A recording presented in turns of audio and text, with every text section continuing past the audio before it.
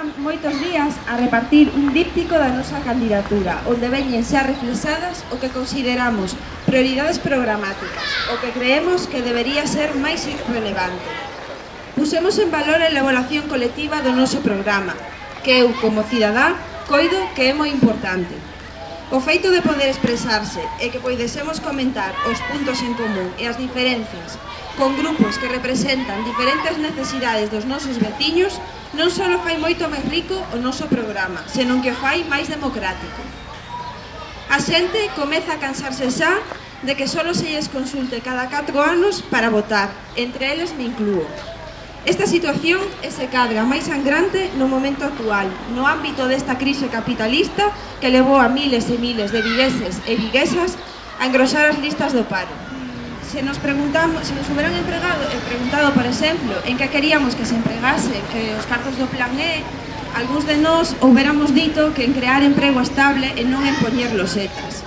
O modelo de orzamentos participativos emprégase con éxito en distintos municipios de España, entre eles Ferrol, que non está moi lonxe de nós, onde foi implantado gracias aos compañeiros de Esquerda Unida neste conto. Hoxe temos un auditorio en Vigo, pero non é público, é privatizado, porque non nos enganemos, non todos podemos acceder a él. Para organizar unha boa idea sería crear unha Casa da Solidaridade, lugar onde as asociacións poidan reunirse, traballar e tamén confluir para ver en outros puntos de vista. Nos colexios ou nos institutos, adaptada a idade dos rapaces, se poden levar temas como son o endebedamento ou as hipotecas. Moitas creemos que hai que ampliar a rede pública de garderías de 0 a 3 anos, ampliando na medida do posible os horarios. Isto é moi importante, xa que permite compaxinar tanto a vida familiar como a laboral. Ese cadra máis chamativo para as mulleres, porque a maior parte das mulleres continúan ou continuamos a levar o peso de nenos e maiores na familia. No tocante aos maiores, igualmente, son necesarios centros de día ou centros de servicios de estancia diurna onde poidan ningún dos partidos que pasaron polo Concello e pola Xunta moveron un dedo para que o novo hospital sexa público.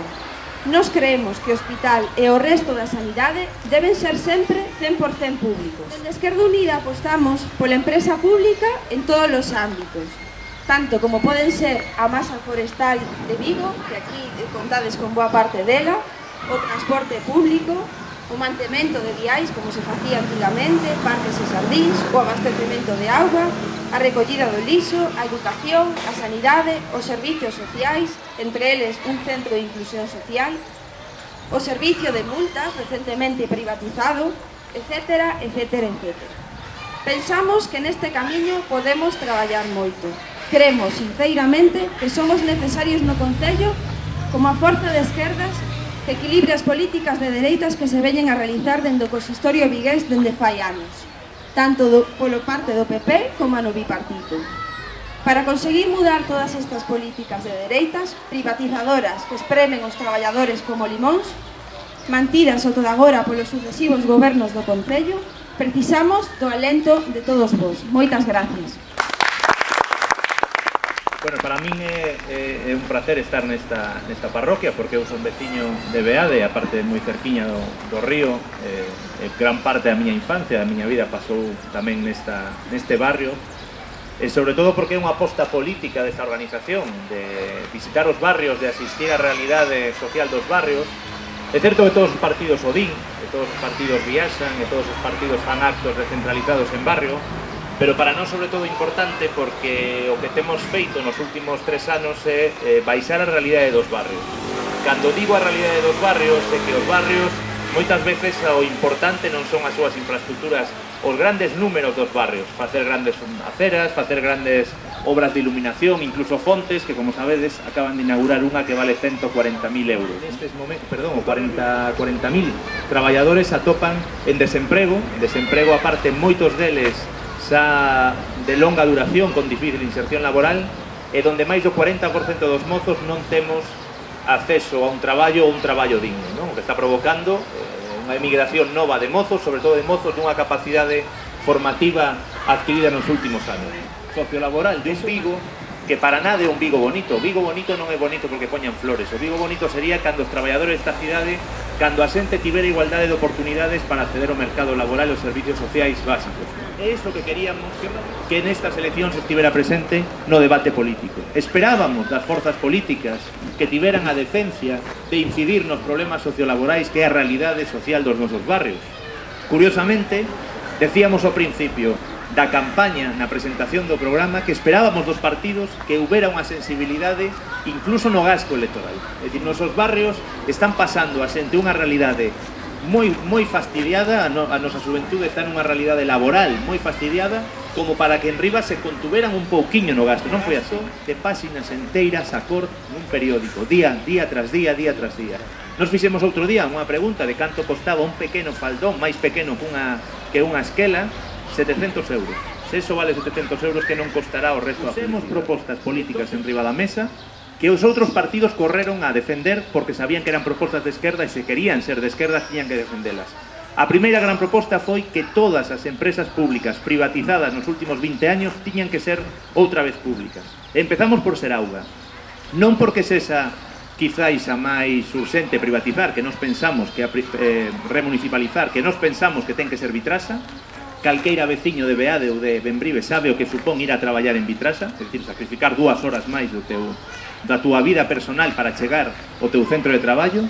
Nos pensamos que esa é a primeira, pero tamén sabemos que é a máis difícil de volver a ser pública porque hai moitos condicionantes políticos durante 20 anos, moitas privatizacións encubertas de moitísimas infraestructuras que ten hoxe en día o transporte privado de Vitrasa, que sabemos que vai a ser difícil, pero vamos a defendela.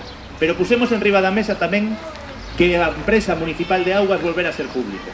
E por qué? Por unha cousa moi sinxela. Todos os veciños de Vigo pagamos 30 metros cúbicos de auga independentemente que non o consumamos. No caso, decíamos que a crisis, a única maneira de sair da crisis é dentro do público. E defender o público non significa defender os funcionarios en sí, que nós tamén vamos a facer unha defensa da función pública, senón crear empresa pública, crear tecido público que axude a que ese beneficio que as empresas privadas están levando, non sabemos moi ben a donde, o cálculo da OCDE é que no Estado español os empresarios durante os últimos 10 anos tiveron uns beneficios por enriba do 50%. Donde se foi o diñeiro do sector da construcción? Donde se foron os beneficios que durante anos deu o sector naval, cando se facían grandes barcos sísmicos, cando se facían grandes plataformas? Donde están ese diñeiro? Non hubo un goberno que de verdade dixera o beneficio ten que repercutir ben nos concellos, repercuta pois unha cousa tan sinxela como reducir a xornada laboral nas empresas municipais, incrementar plantilla, porque os mesmos traballadores de Seragua denuncian que hai un recorte de plantilla, que significa que tamén o servicio, que é un servicio público, está sendo dado de maneira defectuosa. E nos decíamos esa aposta. Bueno, pois o BNG e outros partidos apuntáronse a esa posibilidade. Apúntanse porque saben que é unha proposta de esquerda, defender o tecido público. É radical que ten Beade, Bembrive, temos unha parte forestal importantísima da nosa cidade. É un sector, un novo nicho de emprego. As posibilidades que ten o sector forestal de generar emprego teñen que ser polo menos explotadas ou polo menos evaluadas dentro dun concello, non? Por iso tamén propoñemos unha empresa municipal de aproveitamento forestal e incluso unha empresa municipal agraria, porque hai un sector foi a presentación dun programa político. E por que digo a presentación dun programa político? Porque por primeira vez en moitos anos hai unha seria posibilidade de que Esquerda Unida non só este presente, que non sabemos que vai a ser así pola pulsación social que temos, que vamos a estar presentes na corporación, senón que vamos a ser decisivos para que non goberne unha maioría de dereitas. A lei electoral da Unidade compite ahora mesmo co concelleiro que lle dá a maioría absoluta o PP. Os partidos que se arrogan de esquerdas teñen medo a que Esquerda Unida sexa a terceira forza de... non vamos a decir a terceira forza de esquerda, senón a forza de esquerda que entre a obligarlles a facer outro tipo de política. E non é, cando digo, unha política que levaban no seu programa nin o PSOE nin o BNG, que se iban a repartir un concello de Vigo, que xa prácticamente eso non se utiliza, entre un compadreo que se chama alcaldía e un compadreo que se chama tenencia de alcaldía. Fai anos, sinceramente, se o voto o Partido Socialista de moita xente nestes últimos anos serviu para que os traballadores deste país teñamos máis dereitos ou teñamos un mercado laboral máis regulado. Hoxe saían os datos que quen gobernou aquí foi Botín, que quen gobernou aquí foi os intereses da patronal. O compromiso de Esquerda Unida é un programa que é accesible á ciudadanía. Outros partidos nin sequera tiveron a decencia de que ese programa este presente nin na súa web, nin no reparto normal de propaganda. O compromiso de Esquerda Unida co seu programa. Non temos outro compromiso.